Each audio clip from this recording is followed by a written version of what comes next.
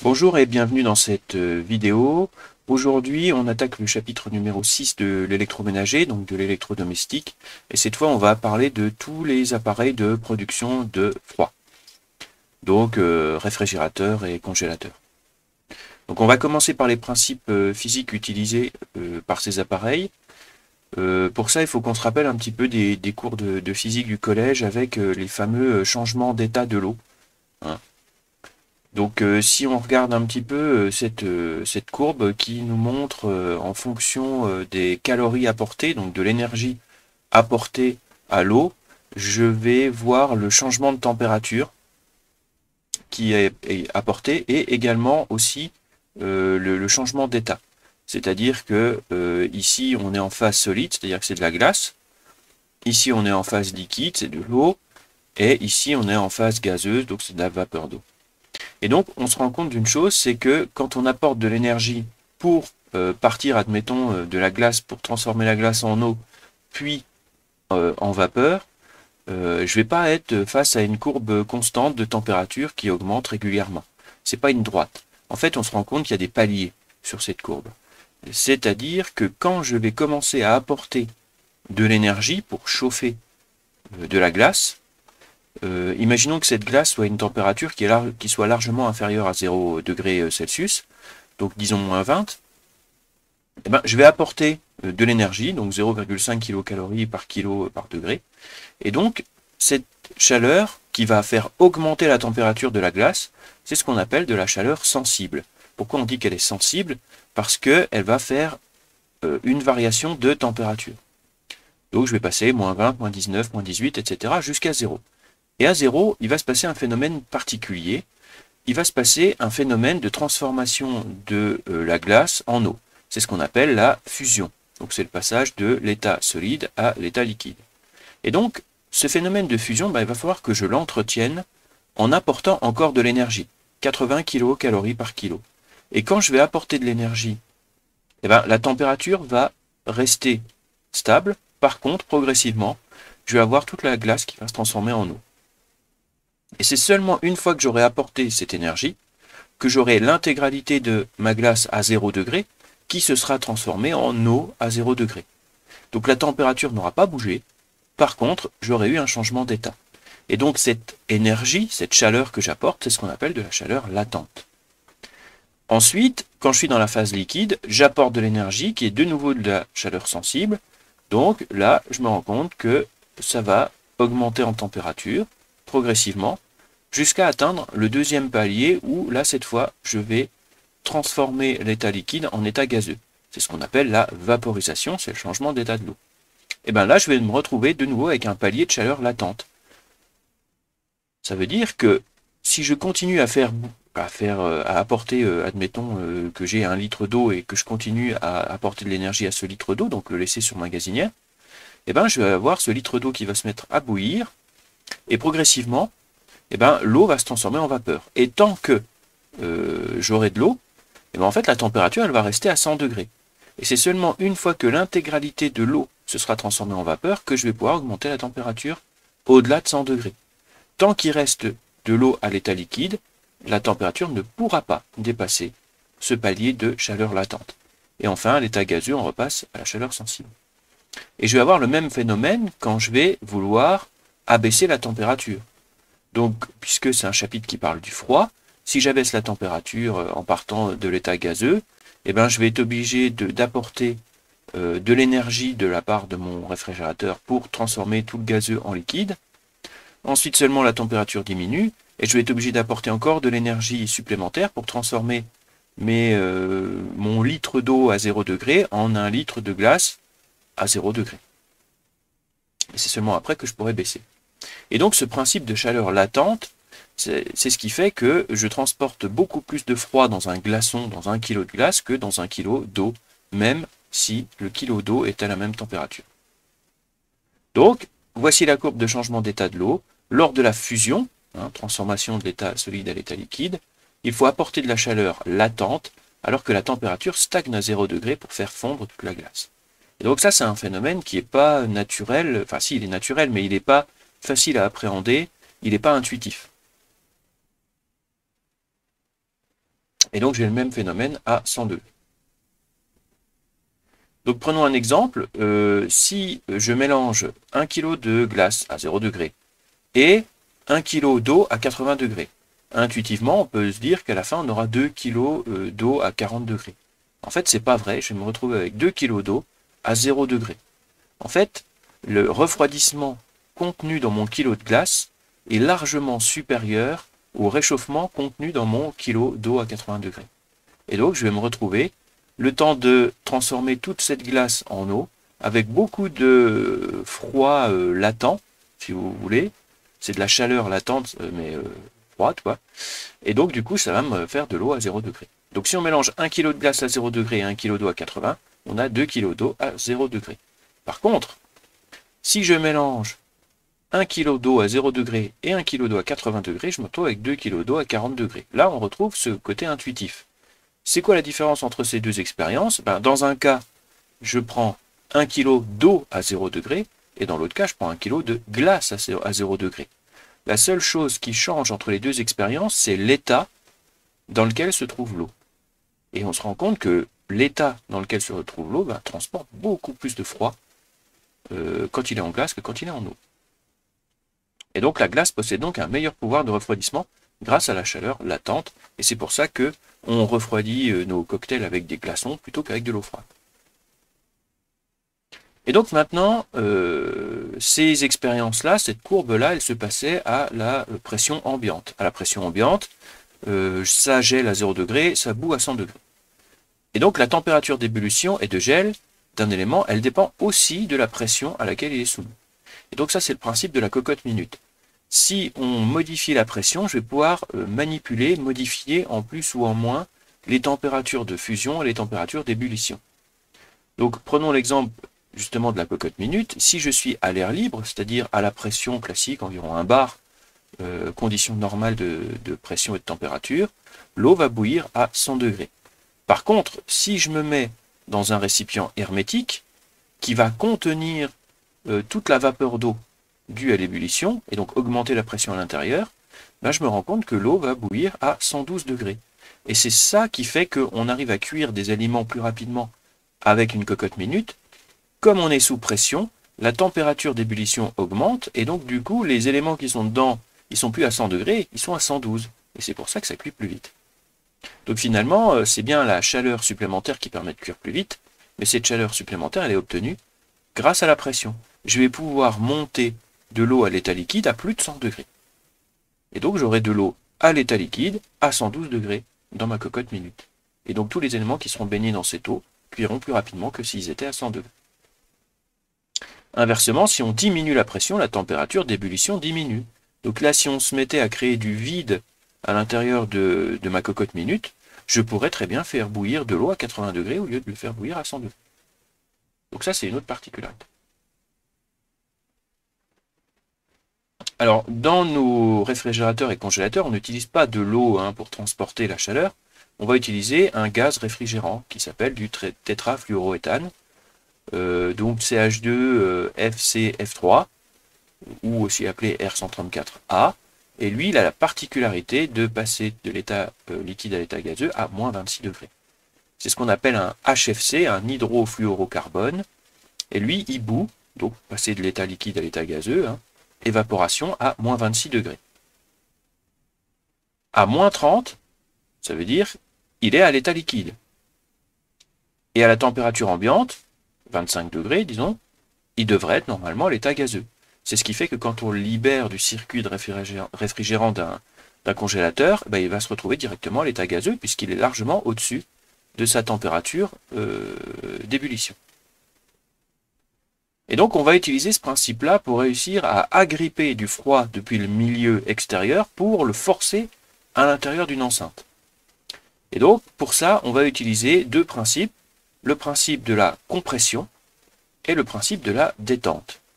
Alors la compression, ça va me permettre de modifier la pression et donc de transformer cet état gazeux en état liquide. On va condenser. Et ensuite, je vais faire détendre ce liquide, c'est-à-dire je vais faire baisser violemment la pression, et en baissant violemment la pression, je vais repasser à l'état gazeux. Et qu'est-ce qui se passe quand on compresse et que ça passe à l'état liquide? Et bien en fait, je vais faire chauffer mon gaz réfrigérant. Et donc, je vais pouvoir transférer cette chaleur au milieu ambiant. Et quand je vais le détendre, je vais faire baisser la pression, il va se refroidir. Et donc, c'est le même principe que, par exemple, quand on vide très rapidement une bombe de peinture, elle va refroidir. Et donc, ça, c'est le principe de la détente. Quand un gaz se détend, il refroidit. Donc, imaginons qu'on soit donc dans un réfrigérateur. Donc, j'ai mon gaz réfrigérant qui est compressé mécaniquement pour atteindre 40 degrés. 13 bars. Ce n'est pas des pressions, des petites pressions, hein, c'est des pressions élevées. Le gaz chaud est compressé, donc il passe dans le condenseur extérieur et il va se refroidir et se transformer en liquide à 29 degrés. Donc je me retrouve à la sortie du condenseur avec un liquide, cette fois, à 29 degrés, mais toujours à 13 bars. Et là, je vais essayer de le détendre, c'est-à-dire je vais faire chuter la pression. Et quand on fait chuter la pression, en même temps, on va faire chuter la température. Donc le détendeur, c'est ce qu'on appelle le capillaire, c'est un endroit où le circuit a un très faible diamètre. Il va abaisser la pression de liquide et de ce fait, baisser la température à moins 40 et je me retrouve à 0 bar. Là, je suis à l'intérieur du congélateur. Donc de moins 40, je vais transférer ce froid à l'intérieur de l'enceinte du congélateur. Je me retrouve à la sortie de l'évaporateur qui est à la partie intérieure, hein, à moins 22 degrés, 0 bar, et je vais pouvoir recommencer mon cycle de compression, détente, compression, détente. Et en fait, finalement, un congélateur, c'est une pompe à chaleur, si vous voulez, sauf qu'on essaye d'extirper le côté froid. Alors que quand on a une pompe à chaleur pour le chauffage, on essaye d'extirper le côté chaud. Alors, maintenant qu'on connaît le principe, le réfrigérateur, comment ça fonctionne? Eh bien, déjà, il faut savoir qu'il y a une étiquette énergétique dessus. Et cette étiquette énergétique, elle nous donne plusieurs informations, notamment consommation d'énergie, mais ça on l'avait déjà vu sur les autres appareils électroménagers, la consommation d'énergie annuelle, et il donne une information un peu particulière hein, sur la performance du réfrigérateur ou du congélateur, c'est le nombre d'étoiles. Donc ça c'est spécifique à la partie congélation. En fonction du nombre d'étoiles qu'on a, on pourra faire des choses différentes avec ce congélateur. Donc s'il n'a pas d'étoiles du tout, ça veut dire que sa température interne la plus basse, c'est de 0 degré. 0 degré, eh ben, on peut simplement fabriquer des glaçons. C'est tout. S'il a une étoile, ça veut dire qu'il descend à moins 6. Et dans ce cas-là, les aliments congelés pourront être conservés jusqu'à 2 jours. Simplement jusqu'à 2 jours. Ce qu'on appelle un freezer. Donc ça veut dire que si vous mettez au freezer des aliments non congelés et que vous les faites congeler au freezer, eh ben, vous ne pourrez les conserver que 2 jours. 2 étoiles, il descend à moins 12 et là on est sur des conservations de 3 semaines. Moins 18 degrés avec 3 étoiles, donc là on peut conserver de 1 à 12 mois. Et enfin, 4 étoiles, on a des températures inférieures à moins 18 degrés. Donc là, non seulement ça permet de maintenir congelés des aliments qu'on aurait déjà achetés congelés, hein, au rayon surgelé. D'ailleurs, le phénomène de surgélation, c'est baisser très rapidement la température des aliments à moins 50, moins 60 degrés pour bloquer vraiment le développement des bactéries à l'intérieur. C'est pour ça qu'on appelle ça des surgelés et pas des congelés. Congelés, on va descendre à moins 18, surgelés, on va les descendre encore plus bas.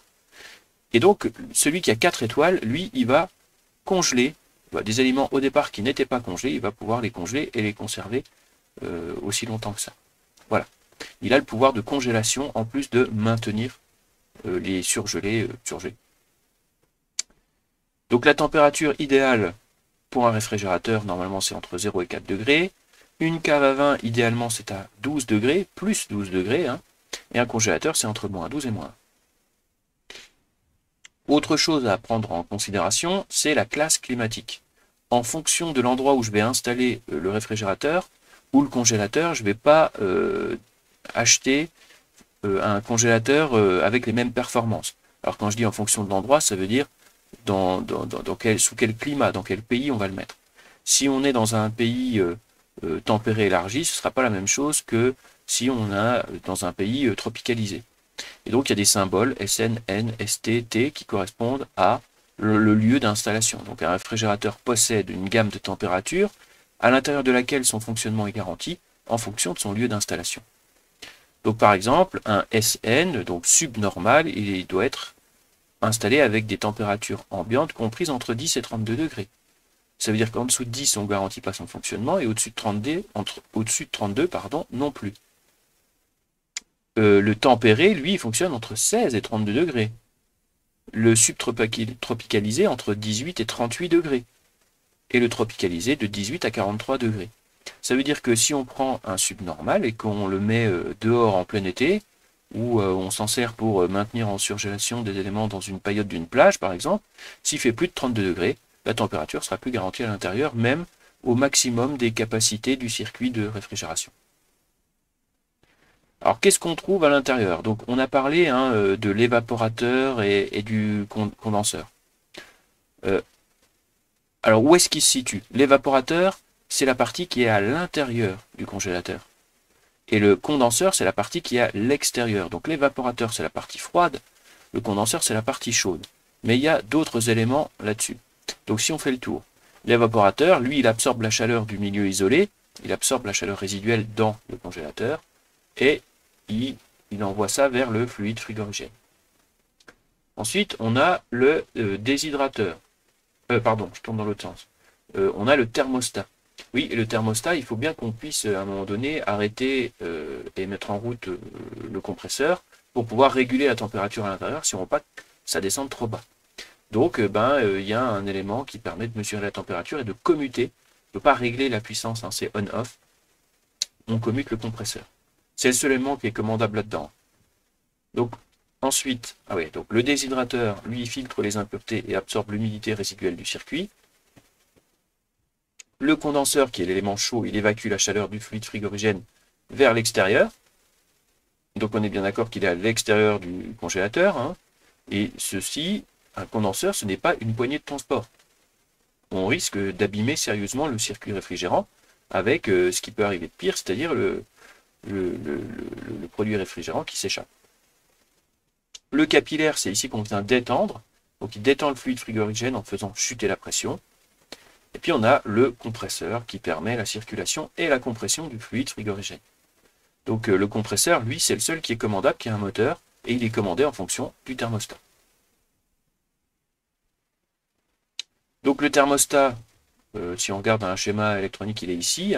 On se rend compte que c'est un simple interrupteur qui est commandé en fonction de la dilatation d'un gaz, comme tous les thermostats de four, etc. Et on vient commander directement le compresseur. Et donc sur les réfrigérateurs, on va dire anciens, sans commande électronique, c'est simplement la tension du ressort qui vient s'opposer à la dilatation d'un gaz, et ça, ça va faire entrer en contact un simple contacteur. Donc un gaz dans un capillaire se dilate quand il fait chaud, et ça actionne un contacteur. La dureté du ressort de rappel permet le réglage du thermostat, 1, 2, 3, 4, 5, 6. Sauf si on est sur des thermostats électroniques avec une mesure à base de CTM. Alors la climatisation, j'ai ma vidéo qui ne fonctionne plus, mais c'est pas bien grave. Et donc on va pouvoir passer maintenant à l'exercice. Alors, quelle est la différence entre la chaleur latente et la chaleur sensible? On a vu que il y avait une des deux chaleurs qui permettait de modifier la température, mais qui ne changeait pas l'état. Donc si c'est liquide, ça reste liquide, si c'est solide, ça reste solide. Et j'arrive juste à modifier la température dans les bornes de l'état, c'est-à-dire l'état solide au maximum à 0 degré si c'est de l'eau. Par contre, la chaleur latente, elle, c'est celle qui permet le changement d'état. C'est-à-dire je vais apporter de la chaleur et ça va changer l'état du liquide. Si c'est un liquide, il va devenir gazeux ou il va devenir solide en fonction de l'augmentation ou de la diminution de la température. Donc pour résumer, la chaleur latente, c'est un apport d'énergie qui apporte un changement d'état, mais sans augmentation de la température. Et la chaleur sensible, c'est l'apport d'énergie qui augmente la température, mais sans changement d'état. Quand on augmente la pression, comment évolue la température d'ébullition? La température d'ébullition, en fait, c'est la température à laquelle l'eau, si c'est de l'eau qu'on parle, passe de l'état liquide à l'état gazeux. Donc, on dit qu'elle commence à bouillir. Si j'augmente la pression, la température d'ébullition qui normalement était de 100 degrés, elle va avoir tendance à augmenter. Donc, quand on augmente la pression, la température d'ébullition, elle augmente aussi. 3. Le gaz R134A est-il un HFC ou un CFC? Donc on a dit que c'était un hydrofluorocarbone. Donc hydrofluorocarbone, HFC. Dans quel élément du réfrigérateur le gaz passe-t-il de l'état liquide à l'état gazeux?